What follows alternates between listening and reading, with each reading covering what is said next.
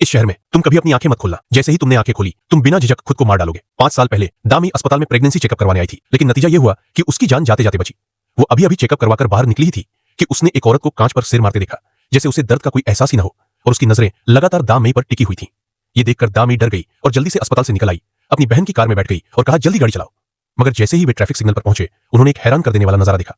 सारी गाड़ियां बेतहाशा भाग रही थी, पूरा रास्ता अफरा तफरी में बदल चुका था। दामी ने अपनी बहन से कहा जल्दी घर चलो, लेकिन तभी उसकी बहन ने जैसे कुछ बेहद डरावनी चीज देख ली। उसकी आंखें अचानक काली पड़ गईं और वो खुद को रोक नहीं पाई और तेजी से एक्सेलरेटर दबा दिया। गाड़ी 360 डिग्री का हवा में पलटा खा गई। शुक्र है कि दोनों बहनों को सिर्फ हल्की फुल्की चोटें आई, मगर अगले ही पल बहन सड़क के बीचों बीच जाने लगी।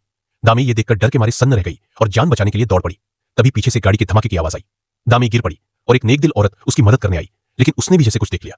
वो धीरे धीरे जलती हुई कार की ओर चली गई और अंदर बैठ गई। ये देखकर दामी के पैरों तले जमीन खिसक गई। तभी एक अच्छे दिल वाला काला आदमी आया।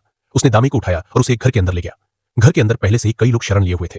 उन्होंने बताया कि बाहर की हवा में कोई खतरनाक शैतान मौजूद है, जिसे भी वो दिखता है वो खुदकुशी कर लेता है, और अभी जो औरत जलती गाड़ी में गई थी वो उसी घर के मालिक की पत्नी थी। ये सुनकर सबने जल्दी जल्दी दरवाजे और खिड़कियां बंद कर दी। जब तक वे बाहर नहीं दिखेंगे उनकी जान सुरक्षित रहेगी।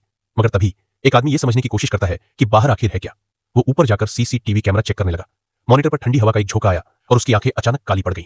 अगले ही पल उसने अपना सिर पटक कर जान दे दी। ये देखकर सब लोग भागते हुए आए, जल्दी जल्दी अपनी आंखें ढक ली और स्क्रीन तोड़ डाली। फिलहाल वे लोग बच तो गए, लेकिन अब उन्हें एक और बड़ी समस्या का सामना करना था, और वो थी खाने पीने का इंतजाम। अभी तो खाना काफी था, लेकिन अगर खाना खत्म हो गया तो मौत उनसे ज्यादा दूर नहीं थी। जिंदा रहने के लिए उन्होंने कुछ लोगों की एक टीम बनाई जो बाहर जाकर खाना खोजने वाली थी।